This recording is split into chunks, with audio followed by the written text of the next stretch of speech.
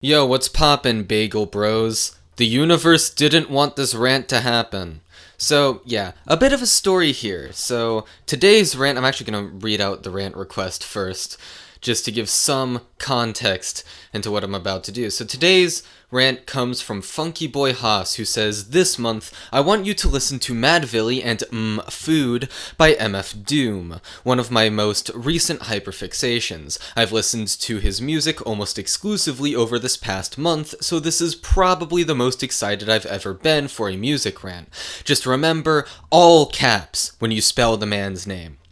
Alright, so this rant is 3 days late, and I thought it could have been like half a month late just now. So, hardware issues out the wazoo for this one. So it's a music rant, right? However, my headphones were broken. It was such that they would only play audio out of one ear. So it's, my initial idea was, okay, well, while I'm waiting for my headphones to come in, my new ones, I'll just turn my phone to mono and then listen to the songs that way.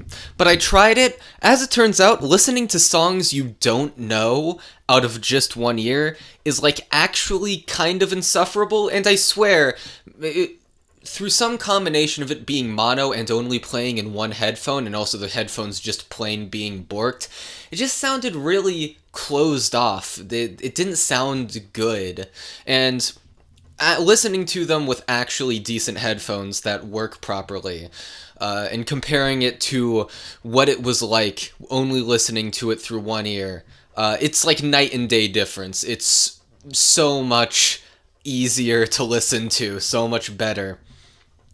Point is, don't listen to songs you don't know through a single ear. Music was meant to be listened to through both. So, upon realizing the sheer extent of what this hardware issue would entail, I was like, ayo, man, Funky Boy Haas, my boy, my brother in Christ, can I pretty please away the went so that I can get my new headphones in and listen to the song in actually good quality as opposed to garbage? And he was like, alright, fine, whatever.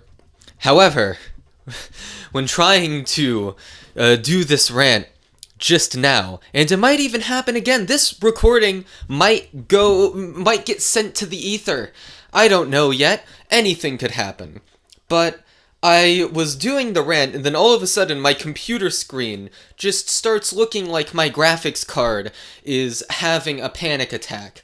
My computer it has all these lines over it, it's glitching out graphically. And so I immediately shut the computer off, go back inside because it was in the garage, and, just reboot a few times. There was one point where it actually failed to boot Windows, and then it was like, okay, well, let's do the automatic repair. And then it came back to me saying the automatic repair wouldn't work, because apparently this boot of Windows was so faulty that that even the repair wouldn't work. At least at that point the graphics weren't messed up, but still, my god. So, yeah, I need a new computer pronto, but for now, this laptop is holding up. So, yeah, that's slightly frightening. I thought I was gonna have to put every project on hold, but for now, we're good.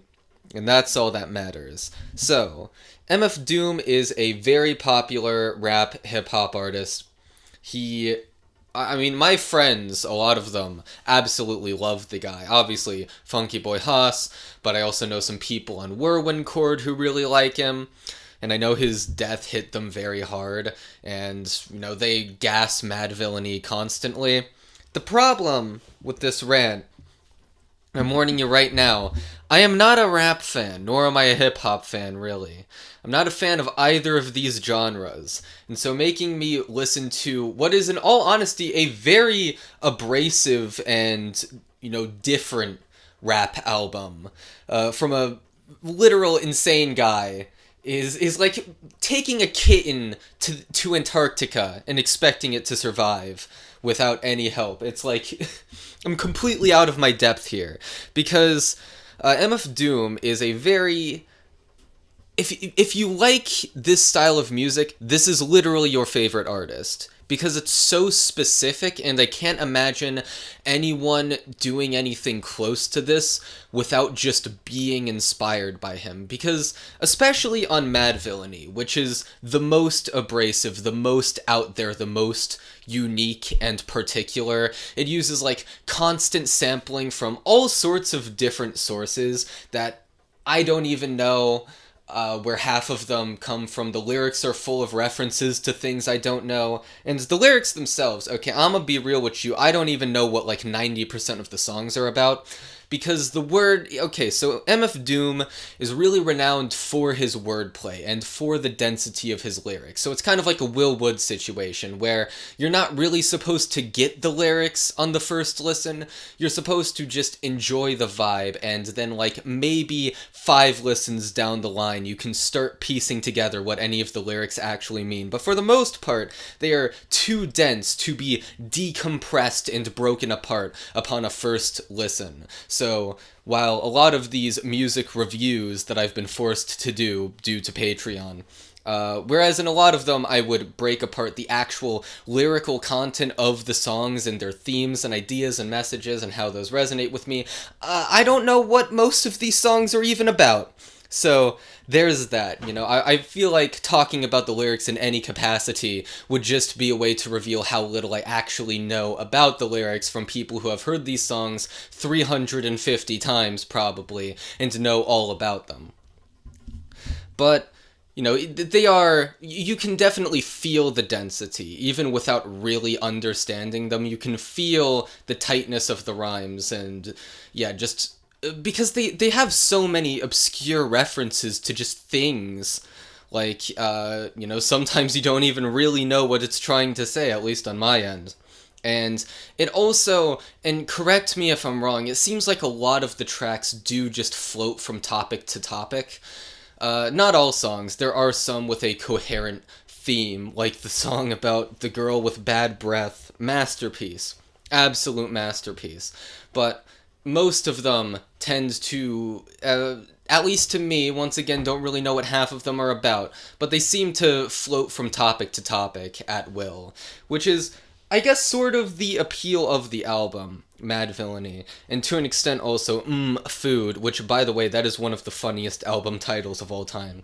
But it's very free-form and spontaneous feeling, like he's just throwing it together while simultaneously you listen to the lyrics and you're like, okay, well, he clearly thought about these rigorously for hours on end.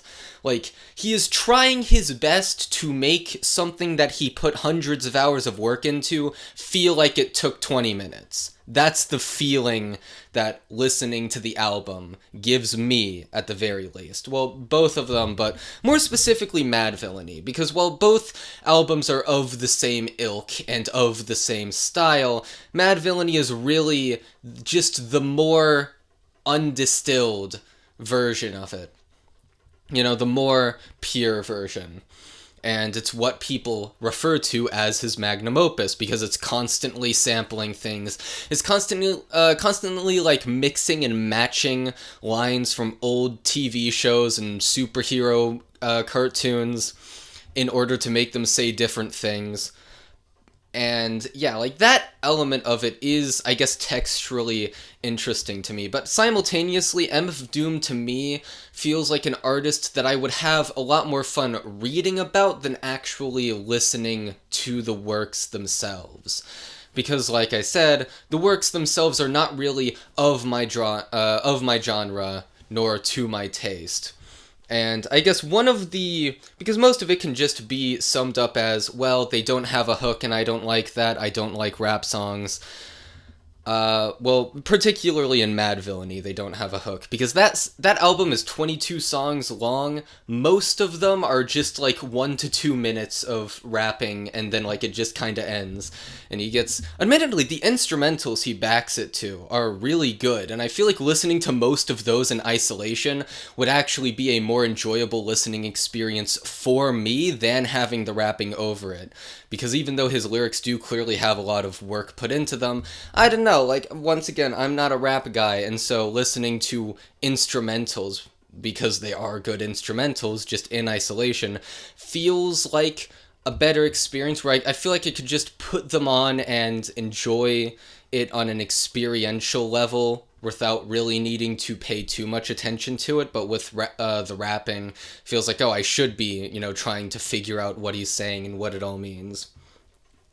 But anyway, but another element that I think can sort of sum up why I particularly don't like it is the character of Quasimodo, which appears a few times in Mad Villainy. And so MF Doom, once again, he's a bit of a character. And so he has this alter ego, Quasimodo.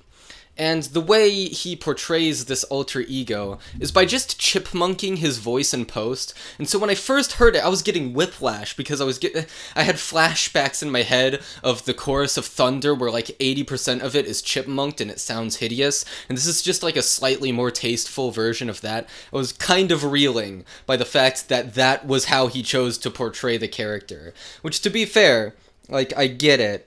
You need some way to distinguish it, but at the same time, I don't think it sounds particularly good. So looking at my notes, like, yeah, Shadows of Tomorrow, was that the song? Yeah. I mean, having a lot of that being in Quasimodo was not necessarily for me. The dude also, I don't think, has a very good singing voice. His rapping sounds fine to me, once again, as someone who does not particularly listen to rap, but the actual singing, and this is in songs like, I don't remember the titles, but, yeah, hold on, let me scroll through my notes so that I can actually find what I'm talking about. Yeah, so it's Rainbows in Mad Villainy, and there's another one in Food, I'm pretty sure. Yeah, like, I'm trying to find it in my notes, but I don't organize my notes at all.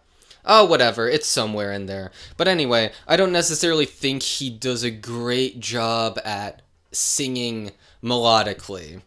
That was a lot of waffling just for barely any point, and I might cut that down a bit.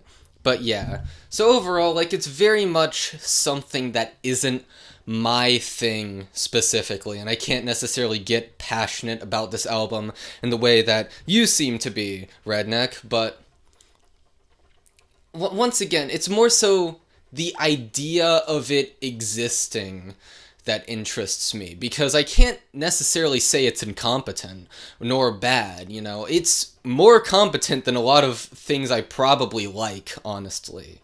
It's just so not my style. It's very particular, like I said, and for the people who like that, it's the best thing in the world. For the people who don't, it's just kind of whatever. Even though you can acknowledge its eccentricity and how that might resonate with people. So yeah, that's about it. See ya.